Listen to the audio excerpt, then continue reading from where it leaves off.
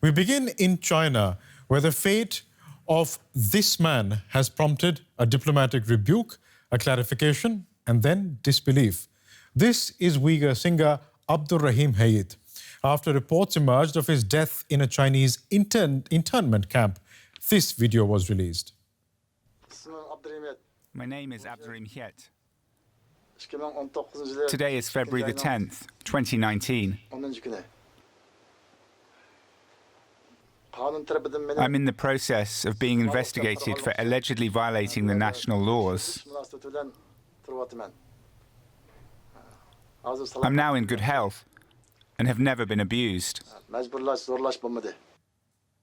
the video purports to show Heyit alive but in prison. Prisons that have sprung up across northwest China, housing more than 1 million Muslims in what China has called re-education camps. Reports of the death of Heyit, however, prompted for the first time a rebuke from a majority Muslim nation, Turkey. It called the reintroduction of internment camps in the 21st century a great shame for humanity and asked China to close the internment camps. Here is how the Chinese government responded. The Turkish Foreign Ministry spokesperson's statement said the famous Uighur folk musician Heyit died in prison while serving his second year of sentence. But I saw his video online yesterday, showing that he is not only alive, but also very healthy. And joining me for more from London is Rahima Mahmut. She's a singer and a human rights activist. Ms. Mahmut, thank you so much for speaking to us. I just have to ask you at the outset, do you still believe that Abdurehim Heyit is still alive? Thank you for having me. I would like to believe that he is alive. But the video that China has put raises a lot of questions. For example, there are no details about where he is held, which prison he is in. And also from the contents of what he said, it sounded as if he was forced to repeat what he was told. He said on the video that he is in good health, but we can see that on the video, he looked 10 years, at least 10 years older than he did before. But this follows a similar pattern that China has employed in the past, in which people who've been accused of crimes against the state or whom the state is investigating suddenly appear in terms of a video confession, confessing to their crimes or making some such claims.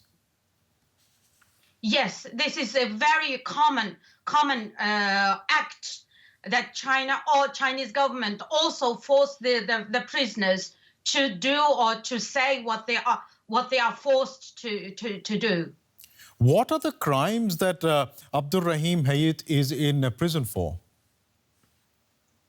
He has no crime, but according to his close friend, he was arrested in April 2017 because of one of the songs that he sang called Atlar, Fathers. The poet Abdurehim Abdullah, who wrote the lyrics, was also arrested at that time. And there was one phrase in Uighur is "Janglarda Shahid," is martyrs of war, was misinterpreted by the Chinese government as being a call for jihad. The actual song was about remembering the brave fathers who fought on horseback to protect their country and the people, and criticizing the young men of today who lack responsibility and only like partying. But this was taken against Abdurehim Heyit. Now, the Turkish government has asked for the camps in Xinjiang to be closed down. Do you think that this will have an impact on the Chinese government? First of all, we are very happy at least the Turkish government at last speak up against this terrible atrocities, what is happening to Uyghur people. But I doubt it, given how the Chinese government always act to gain their own way. But I do hope that will take some effect. Now, the United Nations and other human rights bodies have also criticized these internment camps that China calls re-education camps in Xinjiang. But these camps continue to exist.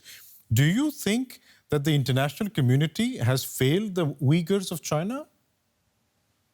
Yes, I can say so, because the Chinese government, not only not closed the camps, but expanding it continuously, and they are still arresting more and more people, the innocent people, into these camps, and going through indoctrinated programs, and people are dying and being tortured in these camps. But the international community not really acting or doing enough to stop